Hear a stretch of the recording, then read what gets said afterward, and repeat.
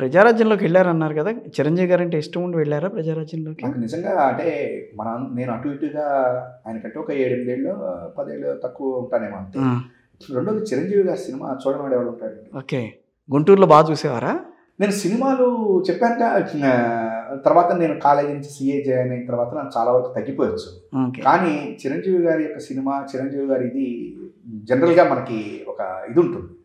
ఆ ఇదిలో నేను చిరంజీవి గారి ఫ్యాన్ కింద ఉన్నాను. అంటే నేను మళ్ళీ బయటకు వచ్చి ఫ్యాన్స్ లేను ఏది ఇవన్నీ. అప్పుడు ఏదో కాలేజీలో ఉన్నప్పుడు కృష్ణ గారికి ఫ్యాన్స్ ఉన్నాను తప్ప నేను ఆ తర్వాత ఎప్పుడు ఫ్యాన్స్ లేదు.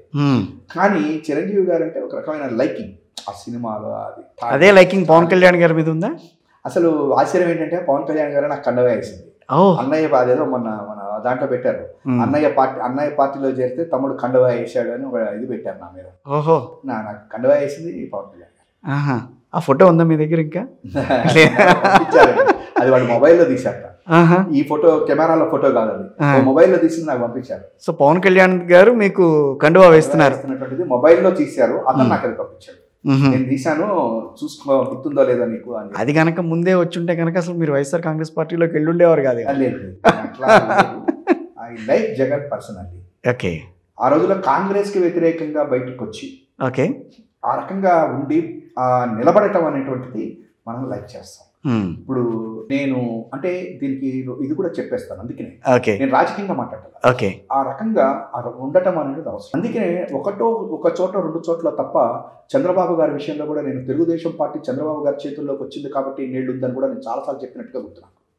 1-2 చోట్ల మీకు తెలియదు పొలిటికల్ గా వాతావరణం గురించి సరే ఏదో అన్నానేమో నాకు గుర్తులేదు. కానీ బట్ తెలుగుదేశం పార్టీ ఈ రోజు వరకు ఇట్లా ఉన్నది అంటే దానికి కారణం చంద్రబాబు గారు. నిలబెట్టుకోవటం కష్టం అండి. మీరు ఒక ఆస్తి కొనటం ఈజీ, దాన్ని నిలబెట్టుకోవటం కష్టం. అంతే కదండి. 2009 తర్వాత 2009-2014 వరకు పార్టీ 2004 నుంచి 2014 2004 నుంచి 14 వరకు 10 సంవత్సరాల పాటు పార్టీని కాపాడుకుంటూ రావటం అంటే మాటలు కాదు. మొన్న జగన్ గారు 2019 నుంచి మళ్ళీ 24 వరకు కూడా పథకాలు ఇచ్చి చేస్తున్నా కూడా రాజకీయం పక్కన పెట్టండి, ఏ రకంగా అది కరెక్టా కాదు పార్టీని బతికించుకోవటం పక్కన పెట్టండి. కానీ మళ్ళీ వచ్చాడు కదా. కాబట్టి నేనేమో చెప్తానంటే వీళ్ళిద్దరి విషయంలో జగన్ గారు కానీ అయితే పవన్ కళ్యాణ్ గారి రాజకీయం మాత్రం నేను మళ్ళా చెప్తున్నా, అంటే ఇప్పుడు రాజకీయాల్లో కరకపోయినా చెప్తున్నా, ఎక్స్ట్రాడినరీ పాలిటిక్స్ చేస్తున్నాడు ఆంధ్రప్రదేశ్లో మొట్టమొదటిసారి పవన్ కళ్యాణ్ గారు. అది మళ్ళీ నేను రాజకీయాల్లోకి lock is doing an extraordinary. ఇంతకు ముందు లాగా లేడు. కొంచెం దానికి ఏమన్నా యాడ్ చేస్తారా? ఎక్స్ట్రాడినరీ అంటే మీకు ఏం కనిపించింది అంతా? ఇది చెప్తాను. ఆంధ్రప్రదేశ్ రాజకీయాల్లో రేపు 27 జమిలి ఎన్నికలైనా 29 ఎన్నికలైనా పవన్ కళ్యాణ్ వర్సెస్ జగన్ అనేది ఉంటుంది. అయితే లోకేష్ గారు కనుక సీఎం అయితే it is a triangle fight. ఎవరు ఉంటారో ఏం చెప్పలేదు. లోకేష్ గారు కనుక సీఎం అయితే ఈ యొక్క 4-5 నెలల్లో the fight between 3 people, triangle fight, Lokesh versus Pawan versus Jagan. ఇంతటితో నేను రాజకీయాలు జనవరిలో ఏదో మొత్తం మారిపోతారని చెప్పాను. నేను ఇంకా వెళ్ళట్లేదు. ఇది మాత్రం గ్యారెంటీ. ఎందుకంటే ఇంకా చంద్రబాబు గారు ఇంకొక 4 ఏళ్ళు కంటిన్యూ చేసి ఏం చేసినప్పటికీ కూడా కాదు. నువ్వు ఎవరో ఒకళ్ళని సెకండ్ ఇది తయారు చేసుకోవాలి. లోకేష్ గారు కనుక సీఎం అయితే 3-4 months లోపల ద ఫైట్ 27లో జమిలి ఎన్నికలైనా సరే 27కే, ఎందుకంటే ఎప్పుడో 29 the fight between 3 people, Jagan గారు వర్సెస్ పవన్ గారు వర్సెస్ లోకేష్ గారు. ఎందుకు వాళ్ళిద్దరు కలిసి పోటీ ఒకవేళ కనుక చేయరా? ఇంకా నేను I'm not interested to talk about any politics. But ఒకవేళ కనుక లోకేష్ గారిని చేయకుండా చంద్రబాబు గారు కనుక ఇట్లాగే కంటిన్యూ అయితే the fight is between Jagan and Pawan. అంతకు మించి నేను ఇంకా రాజకీయాల గురించి చెప్పను. దయచేసి నన్ను తిట్టించద్దు, పొగిడించద్దు. జమిలి ఎన్నికలు జరుగుతాయా?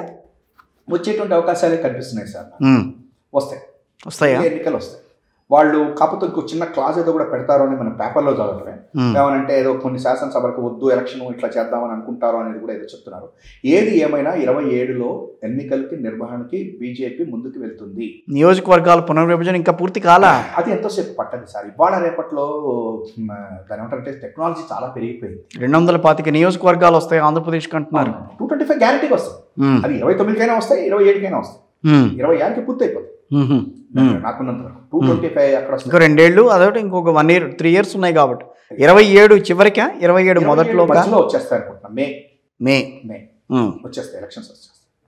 జమిలీ ఎన్నికలు అంత శ్రేయస్కరమా, అవసరమా దేశాలకి, దేశంకి? నేను అంటే అది పెద్దగా మనం, కానీ ఒకటి మాత్రం నిజం, రోజు రోజు ఎన్నికలు వద్దు. ఈ రాష్ట్రంలో ఎన్నిక సీఎం గారు పిఎం గారు అందరూ పరిగెత్తాలా, ఇది వద్దు. ఇంతకుముందు మనకు ఉంది 65, 67 వరకు నాకు గుర్తున్నంత వరకు ఇందిరాగాంధీ గారు పిఎం అయిన తర్వాత మధ్యలో ఎలక్షన్స్కి వెళ్ళేదాకా ఉంది. ఆ తర్వాతనే కదా ఈ ప్రాబ్లం జరిగింది. ఓకే, కాబట్టి ఉంది. ఎమర్జెన్సీ ముందు వరకు ఉంది. ఎమర్జెన్సీ ముందు వరకు కాదనుకుంటా, 67 నేను కొంచెం డీప్గా పోలేను. 67లోనే ఇందిరాగాంధీ గారు, ఎందుకంటే ఆమె గెలిచిన తర్వాత కొన్ని ప్రభుత్వాన్ని లాగేసుకుంది కదా రాష్ట్ర ప్రభుత్వాన్ని, కాబట్టి అది అంతగా గుర్తు లేదు. బట్ ఇది జరిగింది. కానీ నేను ఇవాళ చెప్తున్నా, జమిలీ ఎన్నికలు అనేటువంటిది ఒకందుకు మంచిదే. అన్ని చోట్ల ఒకేసారి ఎన్నికలు అయిపోవాలి. ఆ ప్రభుత్వాలు పనిచేయాలి ఒక 5 సంవత్సరాల పాటు. లేకపోతే ఇంకో చోట మహారాష్ట్రలో ఎన్నికలు వస్తుంది, ఇంకొక ఆంధ్రప్రదేశ్లో ఎన్నికలు, ఇంకో తెలంగాణలో ఎన్నికలు, ఇంకొక బీహార్లో ఎన్నికలు, పార్లమెంట్ ఎన్నికలతోటి మనం అంటే అదృష్టం మనకి కలిసి వస్తున్నాయి, మన ఆంధ్ర తెలంగాణకి. మిగతా ఇది ఉండదు ఒకే రకంగా. అంతేగా మహారాష్ట్రలో పార్లమెంట్ ఎన్నికలు అయిన తర్వాత మళ్ళీ అసెంబ్లీ ఎన్నికలు జరిగినాయి. పార్లమెంట్లో ఓ రకమైన తీర్పు, మళ్ళీ మహారాష్ట్ర ఒకేసారి ఉంటే బాగుంటుంది, పని చేసుకోవటానికి ఉంటుంది. ఓడిపోయారనుకోండి అయిపోయింది ఆ ప్రభుత్వం అంటారు, లేకపోతే గెలిచిందనుకోండి మళ్ళీ వీళ్ళు ఇంక కొంచెం ఎక్కువ అగ్రెసివ్గా. మీలాగా మీతో ఎట్లా నేను చిట్ చాట్ చేస్తున్నాను, ఇప్పుడు ఎట్లా మాట్లాడుతున్నానో అట్లాగే ఒక పెద్ద మనిషితో మాట్లాడితే దేశంలో 2 పార్టీలు ఉండాలి, దానికి జమిలీ ఎన్నికలు కావాలి అని మాట్లాడాడు ఆయన. పెద్ద ఆయన ఎవరో నాకు తెలియదు, మీరు చెప్పట్లేదు, నేను చెప్తానండి.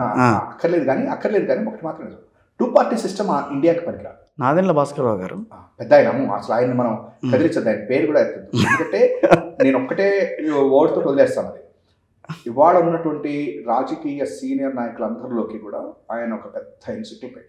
ఆయన ఏ సబ్జెక్ట్ అయినా ఏదైనా తెలిసినటువంటి వ్యక్తి నాదెండ్ల భాస్కర్. ఆయన మరి 2 పార్టీలు కావాలన్నాడు. ఆయన అన్న ఇది నేను వదిలేసేయండి, నాకు వద్దు. కానీ నేను చెప్తున్నా, ఇండియాలో 2 పార్టీ సిస్టమ్ నడవదు. ప్రాంతీయ పార్టీలు అవసరం లేదని అంటున్నారు. ప్రాంతీయ పార్టీలు అవసరం లేదు కాదు, ప్రాంతీయ పార్టీలు ఉంటాయా లేదా నిర్ణయించుకోవాలి. ఓకే, అంతే తప్ప ప్రాంతీయ పార్టీలు ఉండొచ్చు, రేపొద్దున కొంచెం కొన్ని కనుమరు కూడా అయిపోవచ్చు, కానీ ప్రాంతీయ పార్టీలు ఉంటాయి. ఏ ప్రాంతీయ పార్టీ అయినా ఏదో ఒక కేంద్రంలో ఉన్న ఏదో ఒక పార్టీకి అయితే మాత్రం డెఫినెట్ గా ఉండాలి, జాతీయ పార్టీకి అనుగుణంగా నడవాల్సిందే. ఎన్టీ రామారావు గారు పార్టీ పెట్టేప్పుడు ఏమన్నారు, మనకి ఎన్టీఆర్ గారు తెలుగుదేశం పార్టీ పెట్టిన తర్వాత కేంద్ర ప్రభుత్వంతో మన నెగోషియేషన్స్ బిగిన్ అయినాయి. అవును, అంతకుముందు పట్టించుకునేది ఏముంది, ఎవరు పట్టించుకోవాలి. కానీ ఎప్పుడైతే ఒక ప్రాంతీయ పార్టీ ఆయన పెట్టాడో ఎన్టీ రామారావు గారు, కేంద్రంలో ఉన్నటువంటి వాళ్ళందరూ కూడా ఎవరున్నప్పటికీ, కాంగ్రెస్ తర్వాత కాంగ్రెస్ పార్టీ అయినా ఎవరైనప్పటికీ కూడా మన నెగోషియేషన్స్ అంటే మన రాష్ట్రానికి కావాల్సినటువంటి విషయాలలో వాళ్ళు చాలా వరకు కూడా కాంప్రమైజ్ అయ్యి, వీళ్ళకి ఇవ్వకపోతే రేపు మనకి కేంద్రంలో ఇబ్బంది వస్తుంది, లేకపోతే మన మెజారిటీ తగ్గితే వీళ్ళు ఇబ్బంది అవుతుంది, ఈ బిల్లు పాస్ కావటం కష్టం అవుతుంది అన్నారు. కాబట్టి డెఫినెట్గా ఉండాలి. సో ఉండాల్సిందే, ప్రాంతీయ పార్టీలు రావాల్సిందే, ప్రాంతీయ పార్టీలు ఉంటాయి, కొన్ని పోతుంటాయి, దట్స్ ఆల్ కామన్. కానీ Bharatiya Janata Party NDA and UPA కాంగ్రెస్ది మాత్రం ఆ 2 ఉంటాయి, అందులో అనుమానం. శర్మ గారు, ఫైనల్గా ఒకటి అడుగుతా, ఏ సబ్జెక్ట్ని అడిగినా కూడా మీరు తడువుకోకుండా ఆన్సర్ ఇచ్చేస్తుంటారు, అది ఎలా సాధ్యం అవుతుంది? ఇప్పుడే కాదు, తడువుకోకుండా. చదువు కంటే కూడా ఎక్కువ ఇదే రాజకీయాల్లో ఏది అడిగినా కూడా, ఎక్కడికి వెళ్ళినా కూడా మీరు ఎవరినో ఎన్సైక్లోపీడియా అన్నారు, ఇప్పుడు ఆయన ఓకే, వెల్ అండ్ గుడ్, నేనేం